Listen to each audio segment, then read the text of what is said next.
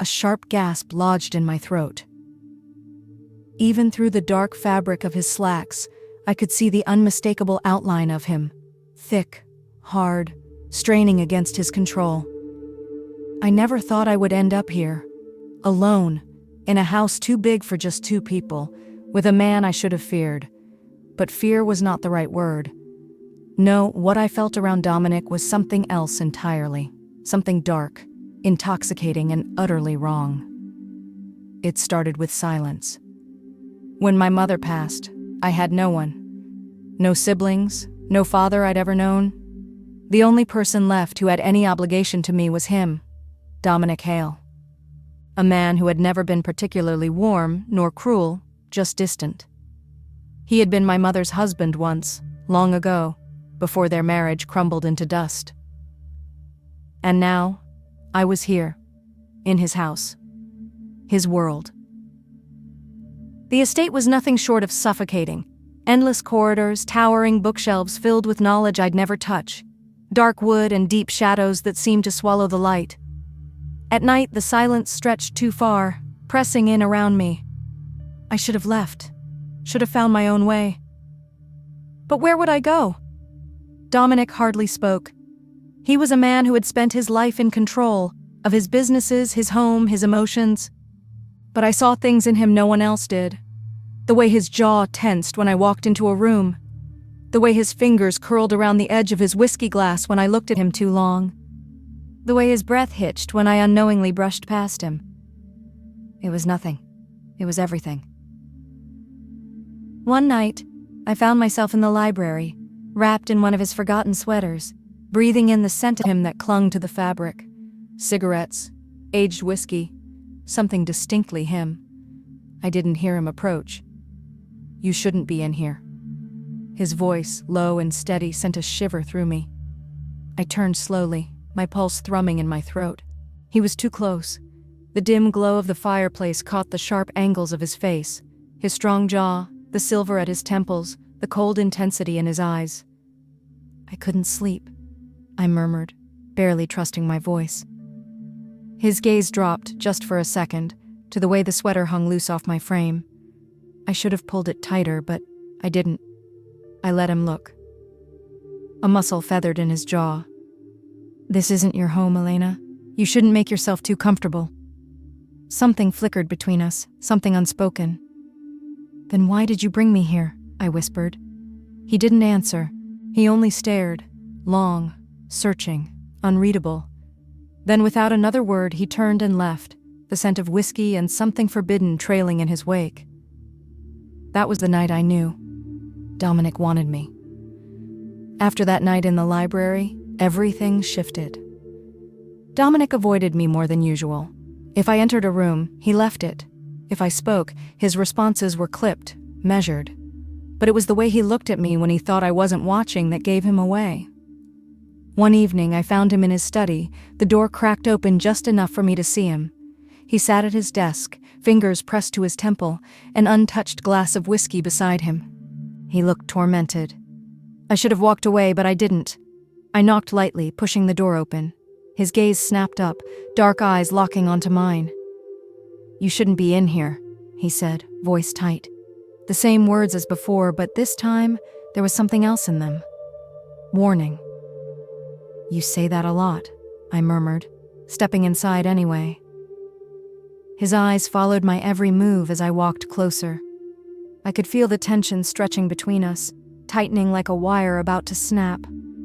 "You've been avoiding me," I said. He exhaled sharply, dragging a hand through his hair.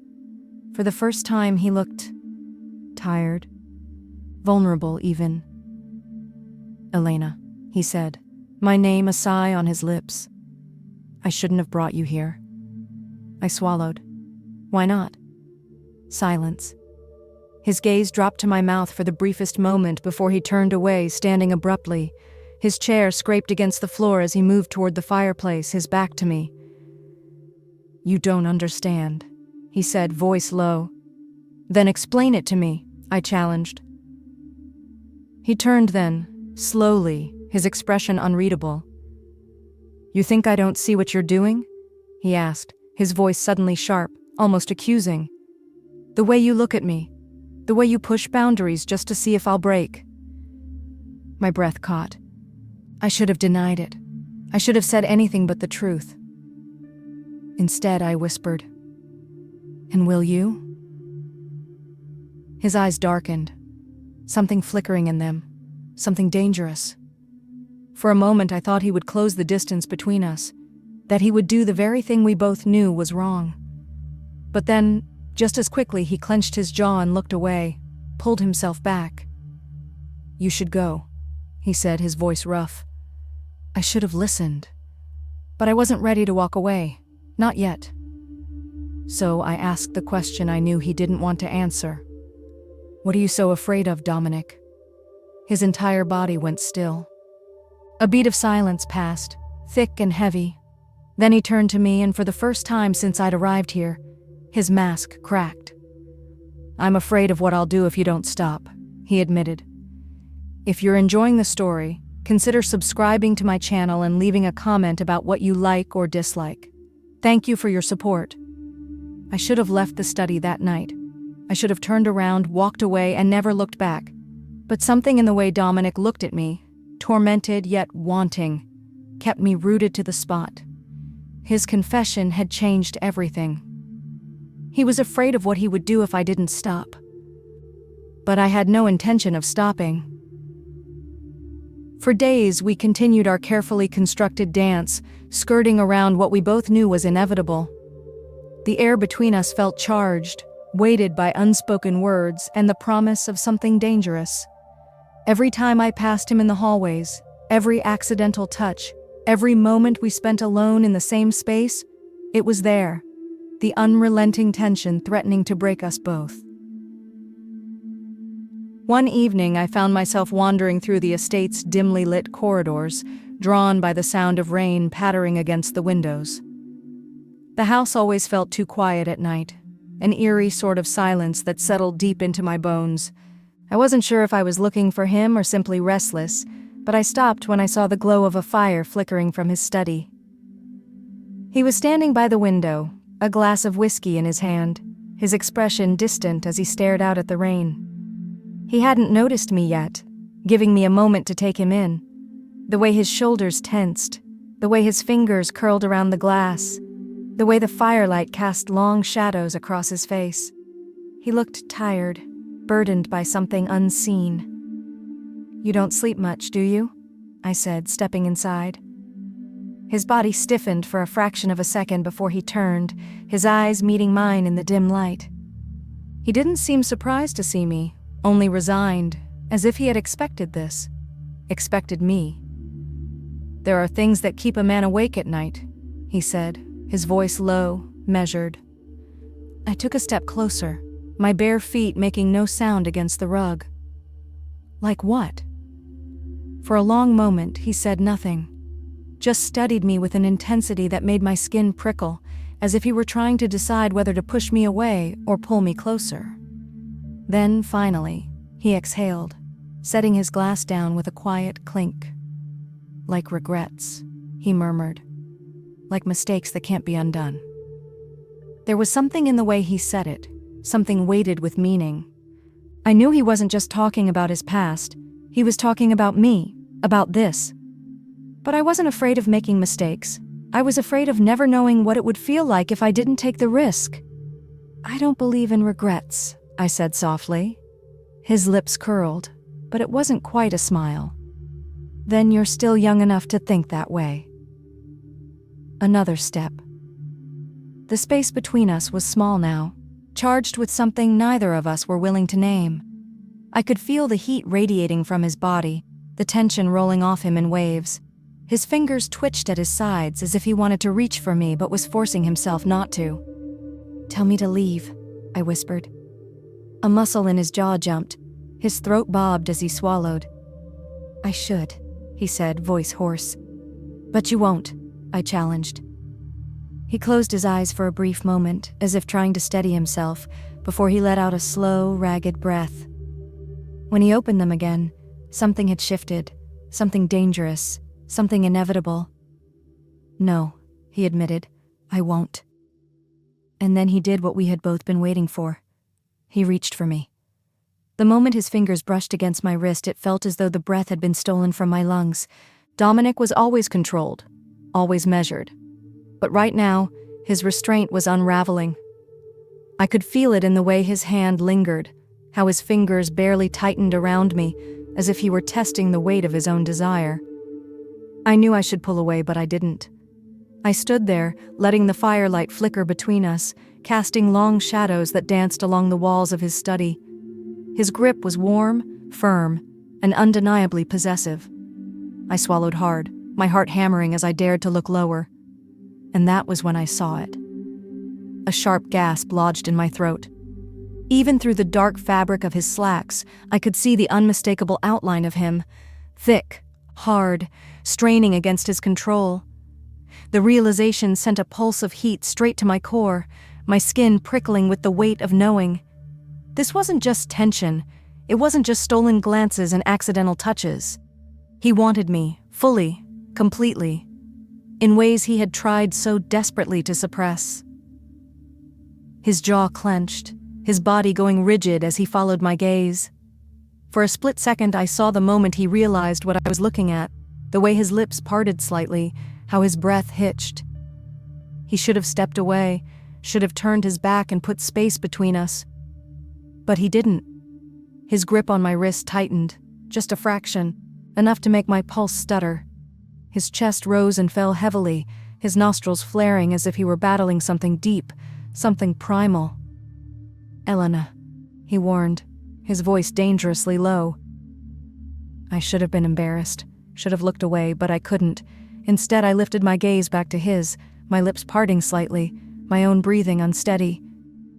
"I make you nervous," I murmured, testing the waters. Something in him snapped. In one swift motion, he yanked me against him, my body colliding with his as a sharp gasp escaped my lips. The heat of him, the solid press of his chest against mine, sent a shiver down my spine. "You think this is a game?" he growled, his voice rough, almost unrecognizable. I tilted my chin up, meeting his gaze with defiance I wasn't sure I truly felt. I was playing with fire, but I wanted to burn. "Maybe," I whispered. A low curse fell from his lips, his hands gripping my waist as if he were barely restraining himself. His fingers dug in, possessive and firm, and for a moment I thought he might push me away. But then he did the opposite. His head dipped lower, his breath hot against my ear. "You have no idea what you're doing to me," he admitted, his voice like gravel, thick with desire. I trembled in his hold, my fingers fisting the fabric of his shirt, desperate to keep him close. This was wrong. We both knew it, but the more he resisted, the more I wanted to make him break. "You could have stopped me," I breathed, pressing my body just a little closer, feeling the undeniable proof of what I was doing to him. "But you didn't." His chest rumbled with something dark, something dangerous. "No," he admitted, his lips brushing against my jaw, just enough to leave me wanting. "I didn't." And that was all the warning I got before he lost his restraint entirely. I felt it everywhere, his grip tightening around my waist, the heat radiating from his body, the sharp exhale that left his lips as if he had been fighting this for far too long. He wasn't just giving in, he was surrendering. His hands, large and firm, skimmed down my sides, his fingers pressing into my hips as if he needed to feel me, needed to convince himself that this was real. I gasped as he pulled me closer, our bodies flush against each other, the undeniable hardness between us sending a shiver down my spine. "Elena," he murmured, my name rough on his tongue, laced with something dangerous. I tilted my chin up, my lips barely brushing his, teasing, waiting, daring him to close the space between us. His breath was warm, unsteady, and for the briefest moment I thought he might stop. I thought he might push me away and tell me this could never happen. But he didn't. Instead, his fingers slid up, tracing the curve of my spine, his grip possessive, demanding. His mouth hovered just over mine, the tension stretching so tight it was unbearable. I arched against him, pressing my body into his, and that was all it took for his control to snap entirely. With a low growl, his lips crashed into mine, devouring, claiming, owning. I whimpered against his mouth as he deepened the kiss, his hand tangling into my hair, tilting my head back to give him more access. His lips were rough, urgent, as if he had been starving for this. For me. I clung to him, my fingers gripping the fabric of his shirt, my body melting against his as the firelight flickered, casting golden shadows across our tangled forms. He pulled away just enough to look at me, his pupils blown wide, his breathing ragged. He looked wrecked, like he knew this was wrong, but stopping was no longer an option. "This shouldn't be happening," he rasped. I reached up, brushing my fingers along his jaw, feeling the tension there, the battle waging inside him. "Then stop me," I whispered. His expression darkened. "You know I won't." I barely had a second to catch my breath before his hands were on me again, lifting me onto the edge of his desk in one swift motion. Papers scattered onto the floor, forgotten, but neither of us cared. His body pressed between my legs, his warmth sinking into my skin, his hands gripping my thighs, spreading me open for him. I gasped at the sheer size of him, feeling his arousal pressing against me, hard and demanding. I shouldn't have looked down, but I did, and my breath caught in my throat. I felt impossibly small compared to him, fragile in a way that only made me crave him more. He smirked slightly, catching the way my lips parted, my pulse racing beneath his fingertips. His thumb traced slow, teasing circles against the inside of my thigh, his gaze locked onto mine. "You're playing with fire," he murmured, his voice a low growl that sent a shiver straight through me.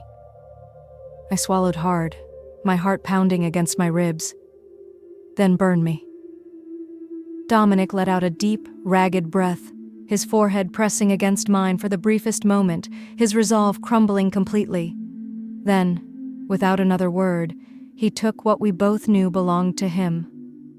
The moment it was over, silence filled the space between us, thick and suffocating. Dominic hadn't moved, his hands still gripping my waist, his forehead resting against mine as our breaths tangled in the charged air. My body still trembled in the aftermath, heat lingering on my skin where his hands had been. But then, just as quickly as the moment had unraveled between us, he pulled away. The loss of his warmth was instant, leaving me cold, unsteady. He turned his back to me, dragging a hand through his tousled hair, his broad shoulders rising and falling with heavy breaths. I watched the tension in his posture, the way his fingers curled into fists at his sides as if he were waging an internal war.